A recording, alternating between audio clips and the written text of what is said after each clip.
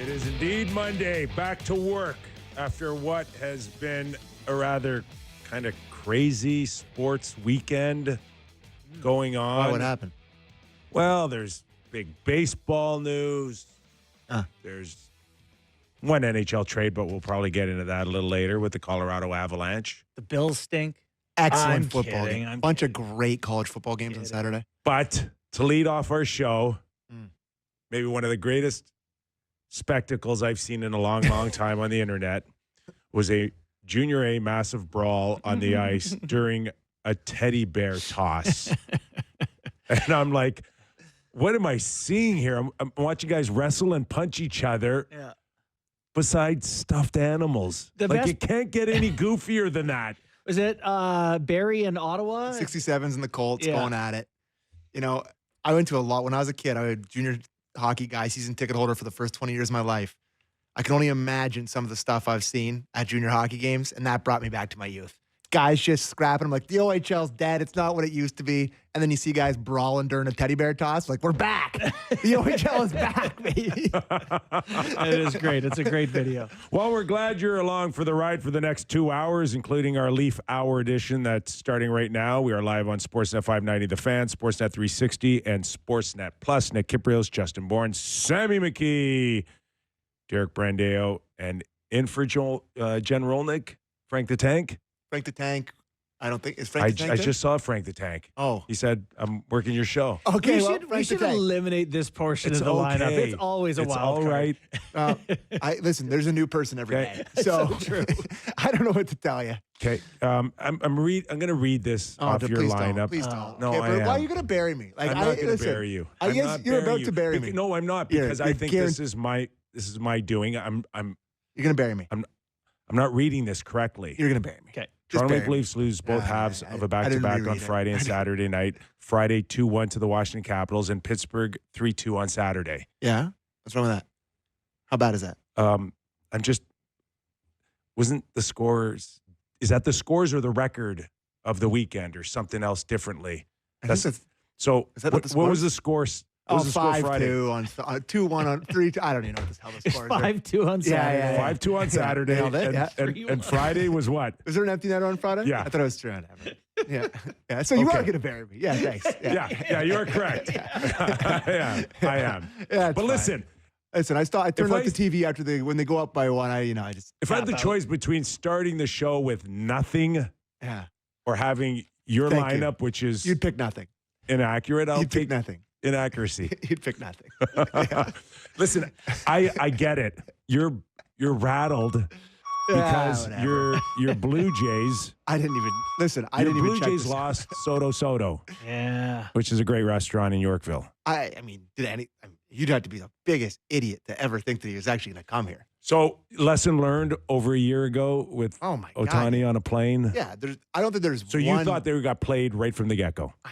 I never for a second thought that they were. Did anyone gonna- else think that I don't the think Jays so. could get him? It was real money. Rogers offered him real For sure, money, of course.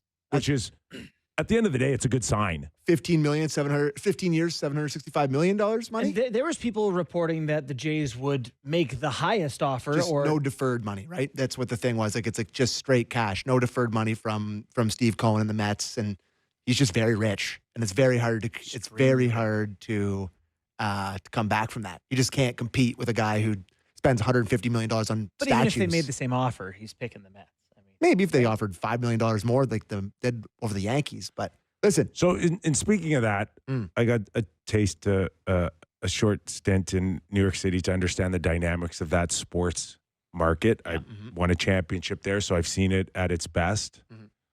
I can't imagine the pain right now for Yankee fans knowing that they got outbid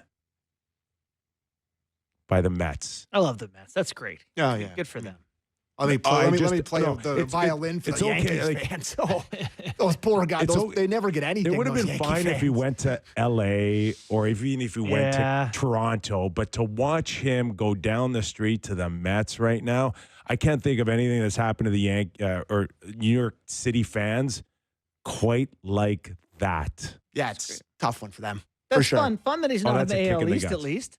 At least he's in the Yeah, National League. Yeah, like I got to tell you, the ideal scenario, because the ideal scenario clearly is him coming to the Jays, but that was never going to happen. The ideal scenario was him going to the other league. Like the Yankees are way worse. It was only for like the gap was only like $5 million. Yep. They had an extra year, Yep. but it's still not that big of a difference. It's $5 million more. I mean, $50 million another year on. I think their offer was $16 million over that. But there's one thing with there's an opt out after the 5th year, and then if he opts back in, he makes more at that point. Like he can get up to $800 million with the Mets. At Obviously, that point, you're post money. You're not even someone who worries or thinks about money. the real scary part for me is not the Soto thing; it's the Vladdy thing. And I mean, I don't want to do too many Jays takes here. People don't care about it, but you see Vladdy watching him get Double the that salary. massive that contract, and he's like, "Yeah, well, I want to try that. I'd like to try that a lot. That looks fun, getting all that money." And he's a free agent at the end of this year. Why would he sign with the Do you think Jays? there's a chance he signs at all? Oh yeah, he's Here? going to stay with the Jays. Yes, for sure. 400. Totally not worried about the guy that has all the leverage in the world and is going to make $500 million. Not worried about that at all. Okay. Back to our Regular. scheduled Yes. programming here. Back to that 5-2, 3-2 win on Saturday night. Back to the 3-1, 5-2, Yeah. back-to-back losses. JB, we'll start with you and just your thoughts of where do you want to focus? You want to focus on Friday before Saturday, or you want to kind of just give us an overall look? I guess just I'll zoom out on overall and say anytime you take 2 losses, some things went wrong. And what seems to be going wrong for me right now is they still struggle to generate 5-on-5 and really to control the play at 5-on-5. I know when so prior to Matthews' injury, they're like a top 10 team at controlling play. Once he goes out, they're the worst team in the league or second last team in the league. And since he's come back, they're no better. They're still a very bottom team at controlling play. And I think it's concerning anytime you're getting 40% of the scoring chances in these games. Goalies have been good and they've hung around. They're good defensively. Lots is going right. But the concern is they can't score. They're not controlling the game, Skip. You just start looking at the numbers here, and Nick Robertson, 2 goals, 23 games, no assists. I know. Ryan Reeves, 19 games, no goals. Grebenkin, I get it, 7 no points, 7 games, no points. Dewar, 11, no points. No points. No points. No points. No good. Right? Alex Nylander, 5 games. This guy comes up with a reputation of ripping it up in the American Hockey League. Yeah. It's seen power play time. Yeah. No chance. Played with your best players, including your brother. No points. Holmberg, no points. Right. Like he's got 3. He's got 3 points. One But goal. No goals. 1 goal. 5 points. Into an empty net. No goals for me is it's like the general statement about they're not contributing any goals. Yeah.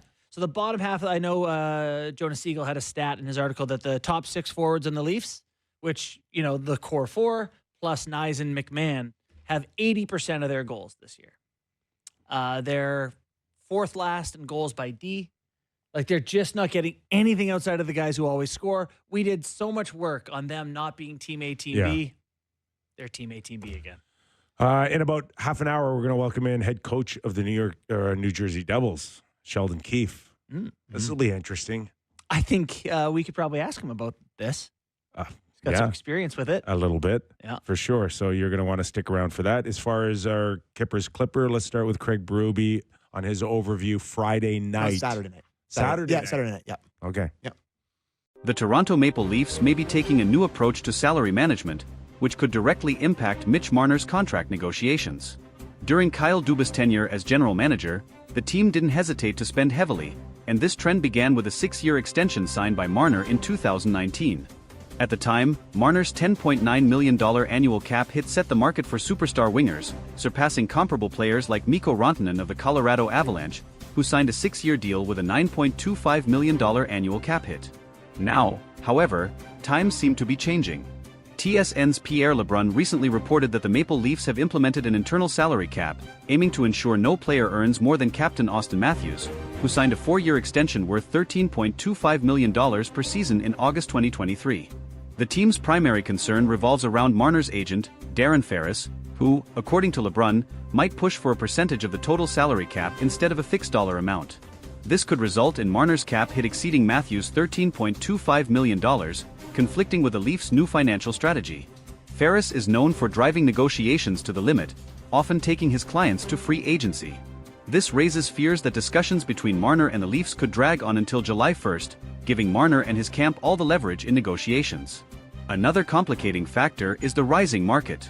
LeBrun noted that Mikko Rantanen believes he could secure $14 million per season as a free agent. This sparks the question, could Marner demand even more? And would Ferris take that gamble, knowing the Leafs might opt to move on and sign another player? Marner has made it clear on multiple occasions that Toronto is where he wants to be.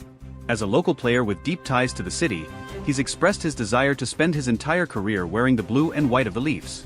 However, staying with the team may require him to accept less than market value, especially if the front office remains committed to its new salary structure. Such a sacrifice could be vital for the team's collective success and to avoid financial issues that have plagued the recent past. While negotiations are still in the early stages, it's evident that Marner's future with the Leafs is at stake. Maple Leafs fans may need to prepare for the possibility of significant changes, but they can also trust in the player's commitment to the city and the franchise to find a compromise. The Maple Leafs' decision to implement an internal salary cap reflects a broader shift in their team-building philosophy.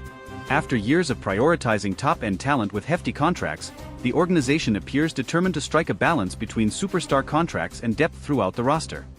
This strategy aims to avoid the pitfalls of past seasons, where a lack of financial flexibility often left the team vulnerable in critical playoff moments. For Mitch Marner, this shift creates a unique challenge. On one hand, his value to the Leafs is undeniable. A consistent top scorer and elite playmaker, Marner has been instrumental in driving the team's offense. On the other hand, his ability to command a salary that rivals or exceeds Auston Matthews could put the Leafs in a difficult position, especially with a potential need to strengthen other areas of the roster. As the 2023-24 season progresses, the Leafs must weigh the potential consequences of sticking to their cap philosophy. Losing a homegrown talent like Marner would undoubtedly sting for fans and the organization alike. However, allowing one player to dictate financial terms beyond the team's structure could hinder long-term success and force painful sacrifices elsewhere. Adding to the complexity is the looming free agency of William Nylander. If the Leafs are to stick to their internal salary cap, they may also face challenges in retaining Nylander, who could command a significant raise. Balancing contracts for both Marner and Nylander within the new framework could prove to be the ultimate test for Toronto's management team. Another factor at play is the team's ultimate goal, winning the Stanley Cup. While star players like Marner and Matthews are crucial, history has shown that depth and balanced rosters often prevail in the postseason. If the Leafs fail to manage their finances effectively, they risk falling short of building a championship-caliber team, even with elite talent. For Marner, the decision to stay with the Leafs might come down to more than just dollars. His connection to the city, the fans, and his teammates could be deciding factors.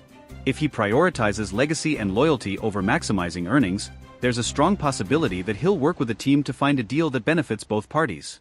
Negotiations will also test Darren Ferris, known for his hardline tactics in securing lucrative deals for his clients. While pushing for top dollar is expected, Ferris may need to weigh the risks of alienating the Leafs management and fanbase. A prolonged stalemate could damage Marner's relationship with the team and its supporters. The Leafs management, led by general manager Brad Treliving, faces a pivotal moment. Treliving's reputation as a negotiator and team builder will be on full display as he navigates this high-stakes scenario.